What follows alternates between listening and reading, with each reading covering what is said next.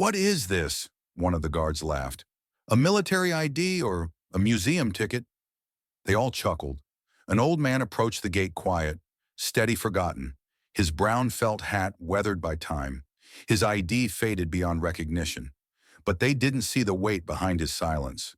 The missions never declassified the names he still whispered every November, the letters he wrote to the fallen year after year. He asked for nothing, not recognition, not respect. Then the phone rang. "You just turned away Sergeant Major Calvin Reddick." The voice came from the Pentagon. The room went still. By nightfall, those same guards who mocked him stood at attention. This wasn't about a card. It was about a legacy they never saw coming. And now the whole base would remember his name. He came alone just after sunrise. No fanfare. No entourage. Just the rhythmic tap of a cane and the soft crunch of gravel under worn leather soles. Calvin Reddick, 82, wore a brown wool coat and a fedora faded at the seams. He looked like a man out of time. A man who still believed in folding his collar right, polishing his shoes, and buttoning every button even when no one was looking. In one hand he held an envelope sealed creased deliberate, in the other a cane etched faintly with the Marine Corps emblem. And in his wallet, tucked behind old photographs and bus passes, was an ID card no one had seen in decades. As he approached the gate at Fort Talbot, the young guards inside the booth barely glanced up. Lieutenant Brian Coulter, square-jawed, sunglasses perched too high, eyed the old man with casual dismissal. "Morning," Calvin said, voice steady as he handed over the ID. Coulter flipped it open with 2 fingers. The corner tore slightly at the fold. He smirked. "What is this?" he said, holding it up like a lost relic. "A military ID or a museum ticket?" The other guards laughed. "Man probably thinks he's still on active duty," one added, nudging another with an elbow. "I bet that thing was printed before I was born," Coulter said, tilting it toward the morning sun. Calvin said nothing. He didn't flinch, didn't blink. His gaze held steady as if this wasn't the first time he'd seen someone mistake silence for weakness. Coulter let the card hang in the air a moment longer before shrugging. "Sorry, sir, if you're even still a sir.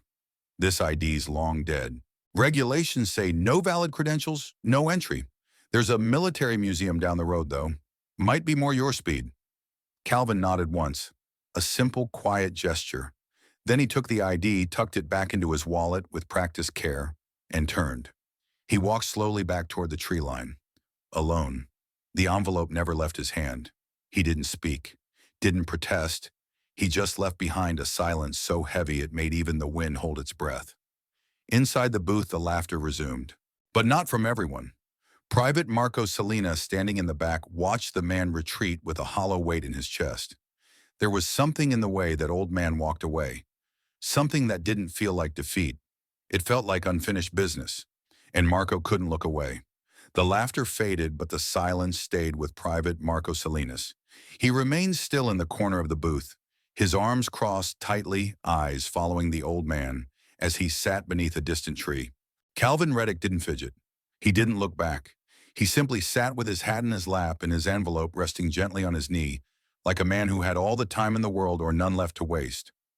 Marco couldn't shake the feeling in his chest. It was more than discomfort. It was a slow burn of recognition. Something about the man's silence felt familiar. It reminded him of his grandfather.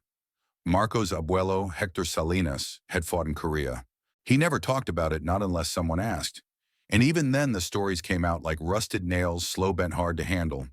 He used to say, "The ones who talk loud about war are usually the ones who only watch from the sidelines." Marco had only seen his grandfather cry once. It was a Memorial Day years ago when the name of one of his lost unit brothers was read aloud at a local event. Hector didn't cry because he was sad. He cried because someone still remembered. Marco looked again at Calvin Reddick. That posture, that calm, that unshakable dignity. It was the same weight his grandfather carried, the quiet kind of strength no uniform could ever display, the kind earned in places no camera ever captured. Without a word, Marco pulled out his phone and stepped away from the others. He didn't want their jokes infecting what he was about to do. He opened his contact list and tapped on a name, Luis Salinas, his older cousin who worked civilian logistics at a records office in Arlington. Luis answered on the second ring. "Marco, what's up? I need a favor." Quiet one, Marco said, lowering his voice. Can you run a name through the old personnel archives? Luis hesitated. That's not really open access, man. I know, but if anyone can find something off the books, it's you. Luis exhaled. Okay. What's the name? Calvin Reddick, Marine Corps. Might have served in Vietnam. Or earlier. There was a pause on the other end. I'll check, Luis finally said. But if this guy's who I think he is, you might have just seen a ghost walk through your gate. Marco hung up his pulse, steady but rising. This wasn't just some lost veteran. This was someone whose silence was too heavy to be hollow. The mess hall buzzed with the usual pre-lunch chatter, boots clacking on tile trays, sliding down metal rails, and the occasional burst of laughter echoing off stainless steel walls. But behind the counter, Gloria Hines stirred a pot of grits with quiet rhythm, half listening to a pair of young guards swapping jokes over coffee. You should have seen his face when Coulter waved that thing, one of them said, grinning. Like he actually thought that ID would work. He looked like he walked straight out of a time machine, the other added. Hat, coat, everything.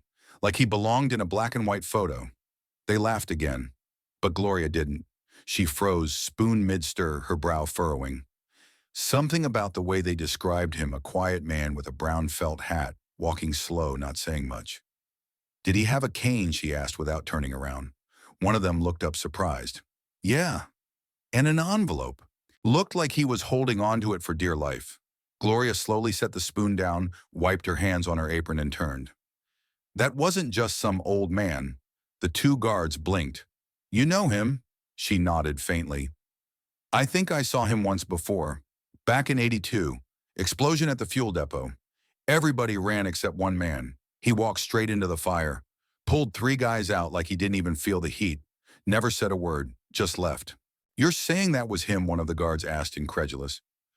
I never caught his name, Gloria said quietly, but I never forgot that hat. Meanwhile, back at the checkpoint, Private Marco Salinas still stood watch, his phone buzzing in his pocket.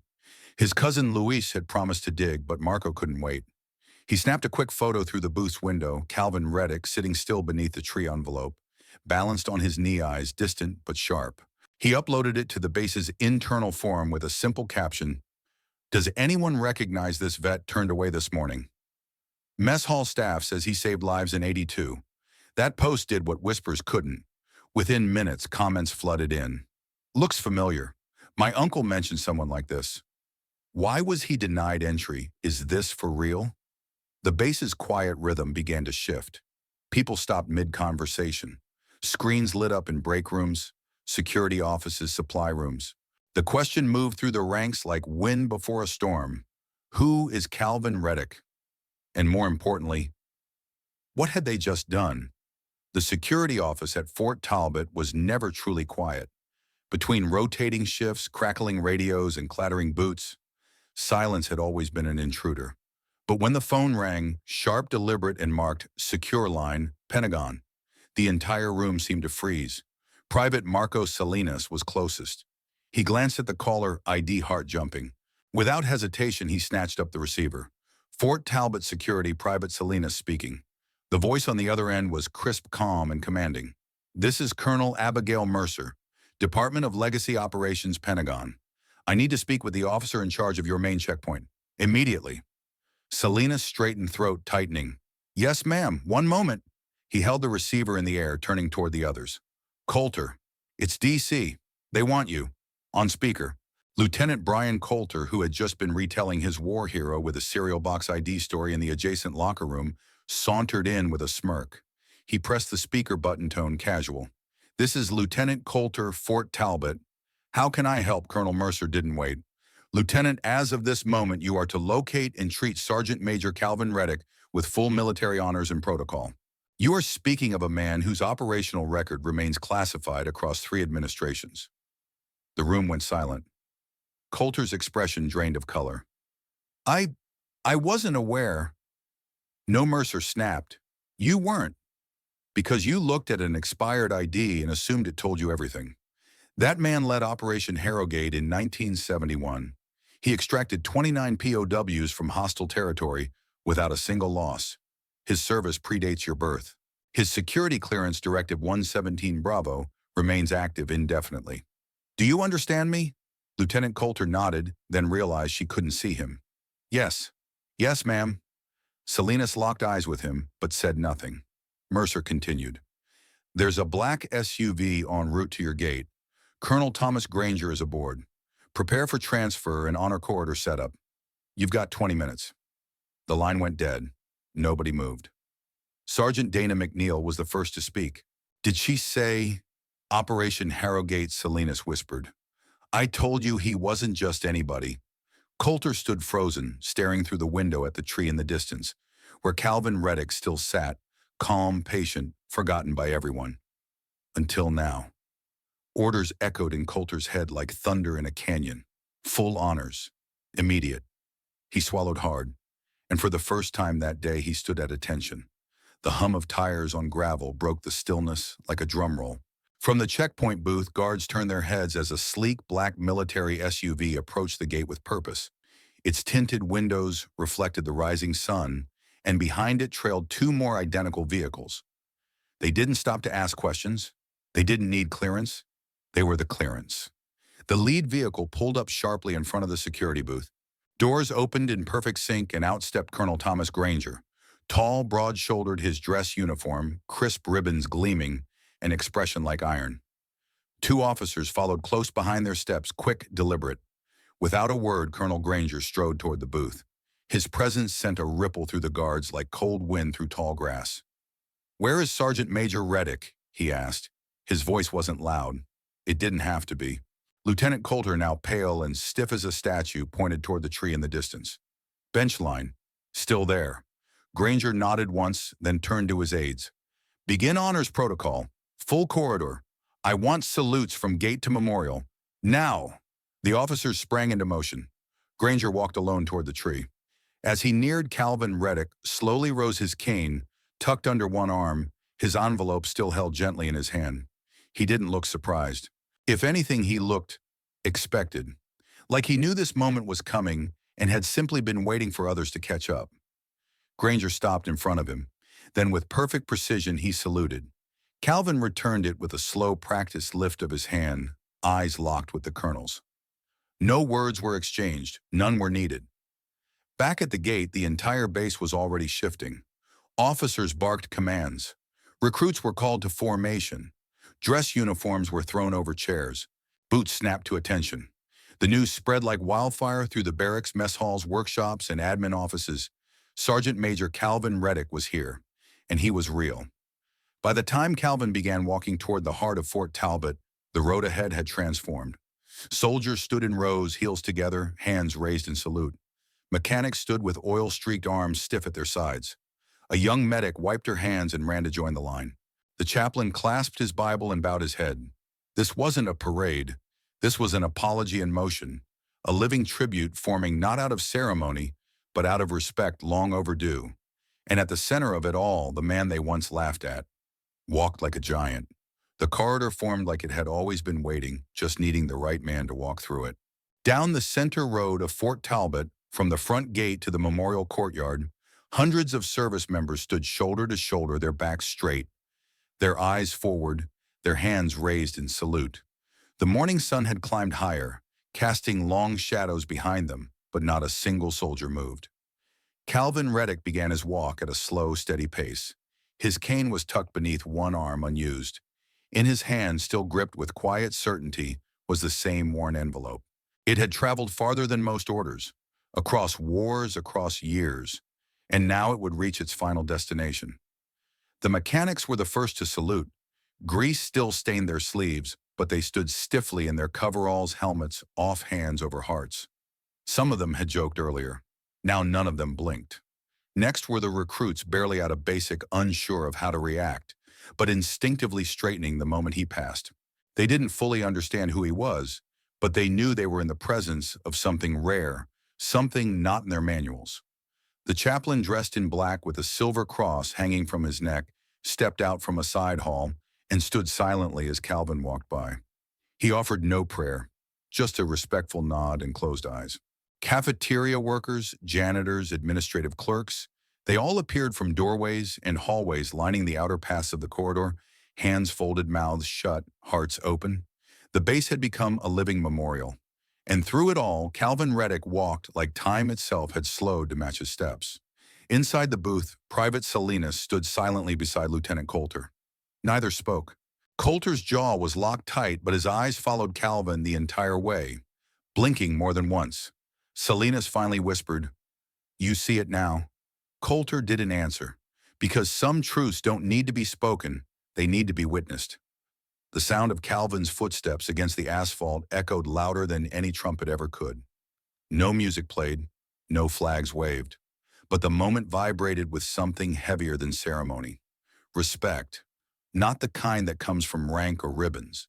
The kind that's earned in silence, carried through fire, and returned by those who recognize it even if they saw it too late.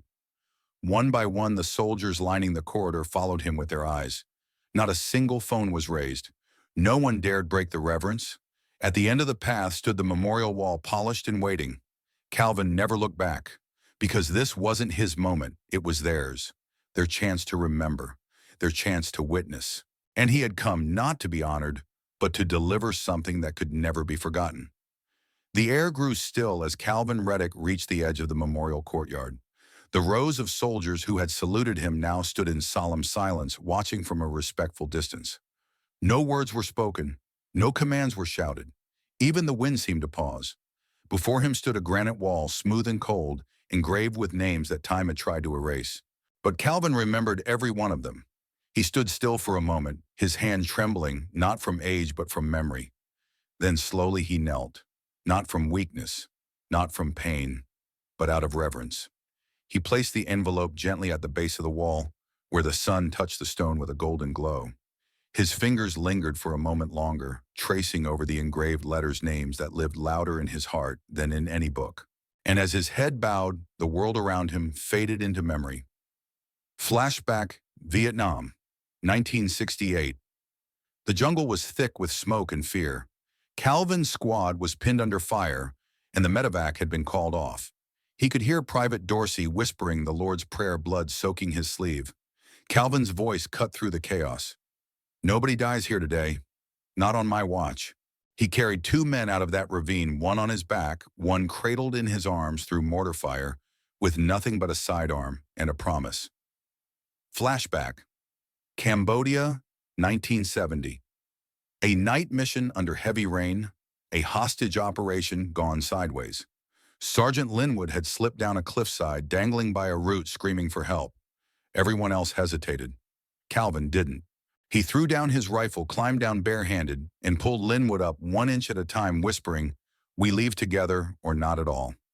Flashback, North Vietnam, 1972. Operation Harrogate. 29 POWs.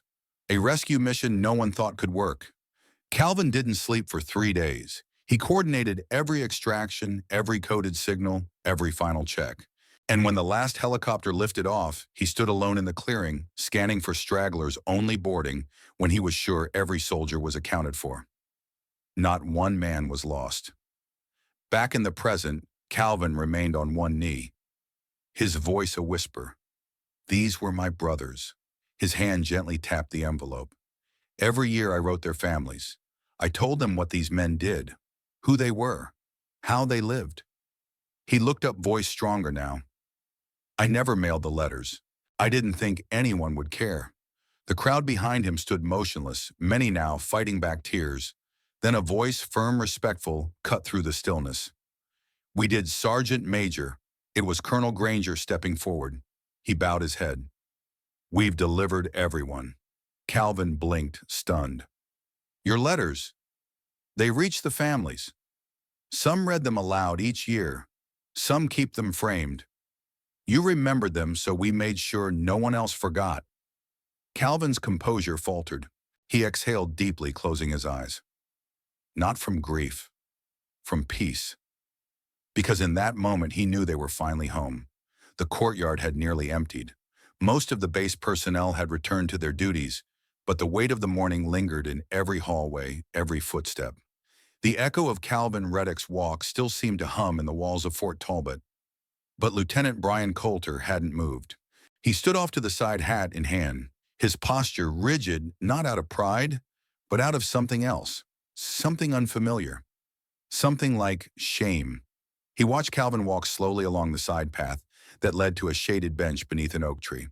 The old man moved with dignity, even after all the salutes, the attention, the ceremony. Coulter took a breath and approached. Calvin sat down, setting his cane beside him. He didn't look surprised to see Coulter standing there. After a long silence, Coulter spoke. His voice was quieter than usual, stripped of its usual confidence. "Sergeant Major, I need to say something." Calvin didn't respond immediately. He simply gestured to the empty spot on the bench beside him. Coulter sat down, hands clasped tightly in his lap. "I was wrong," he said. "I mocked you. I disrespected something I didn't understand. I treated your service like it was expired, like it didn't matter anymore." Calvin studied him. There was no anger in his eyes, only a tired kind of clarity. "You didn't fail me, Lieutenant," he said. "You failed yourself." Coulter flinched slightly but nodded. Calvin continued, his tone calm but firm. "You saw an old man and a wrinkled ID, and you assumed the story ended there. But the truth is, service doesn't come with an expiration date, and respect isn't earned by time, it's revealed by how you carry it." Coulter swallowed hard. "I've been taught to lead from the front, to speak with authority, but no one ever told me how to listen with humility. That's because humility doesn't come from a manual," Calvin said. "It comes from getting something wrong and having the courage to face it head on." He paused, then added, "Most men try to outrun their mistakes. The brave ones let them teach." Coulter's shoulders sagged. "I don't want to be that kind of officer again." Calvin gave a small nod. "Then don't be." It wasn't a dismissal. It was a permission. They sat in silence for a while, the breeze whispering through the leaves above them. Finally, Coulter straightened his uniform and looked Calvin in the eye. "Thank you, Sergeant Major, for everything, not just today." Calvin didn't stand. He simply met his gaze and said, "Honor isn't about how loud your voice is, son. It's about how steady your walk stays, even when no one's looking." Coulter turned and walked away, not in shame, but with something new in his stride, a beginning. 1 week after Veterans Day, a new plaque was installed at the entrance of Fort Talbot. The gate where a legend had once been turned away was now renamed in bold burnished bronze, the Calvin Reddick Gate. For the dignity we nearly overlooked and the legacy we will never forget. Beneath the inscription, in smaller, more intimate lettering, read the words, "Honor endures even when credentials expire." Every new recruit who entered the base passed beneath that name, and with each passing year, fewer remembered the day it had once been a checkpoint of mockery. Now it was a place of reverence, a reminder of humility, vigilance, and the quiet power of truth.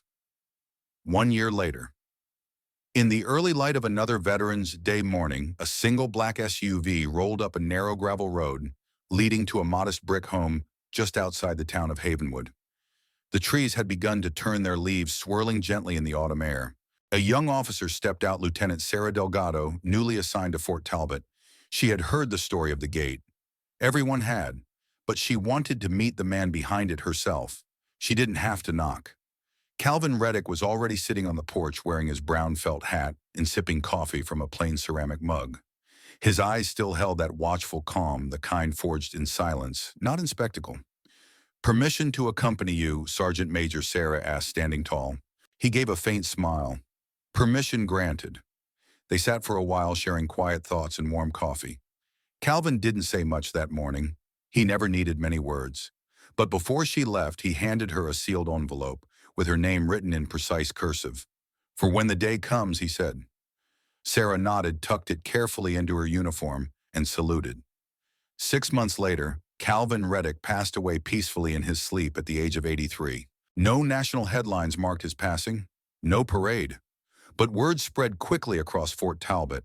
At his funeral, soldiers from 3 generations lined the church walls. Every letter he had written, every step he had walked, lived on in the people who had once forgotten him and now could never forget. Back at his home, Lieutenant Delgado sat quietly and opened the envelope he had given her. Inside, a single sheet of paper, handwritten. "If you're reading this, I've walked my final mile. Don't grieve. I was never alone. I had my brothers, I had peace, and I had the silence I chose. Remember this. You don't need a title to stand with dignity. You just need the courage to carry it when no one else will. She folded the letter, tears brimming, and whispered, "Yes, Sergeant Major, we remember." And outside the base, under the sign that now bore his name, the wind moved gently. Not mourning, but standing tall. In today's world where attention spans are short and appearances often define worth, it's easy to overlook the people who built the very ground we stand on. Calvin Reddick was one of those people. And truthfully, there are thousands more like him, sitting quietly in coffee shops, walking slowly through grocery stores, or watching the world pass by from their front porch. What happened at Fort Talbot was more than a moment of redemption. It was a mirror, a reminder that respect isn't something we give based on how someone looks, but on what they've lived through. And in modern America, where so many older adults feel ignored, overlooked, or dismiss, this story is a call to slow down, to notice, to ask questions, to listen without needing a spotlight. Because sometimes the person you see as just another old man might be the reason your flag still flies free. Calvin didn't need recognition. He didn't want medals.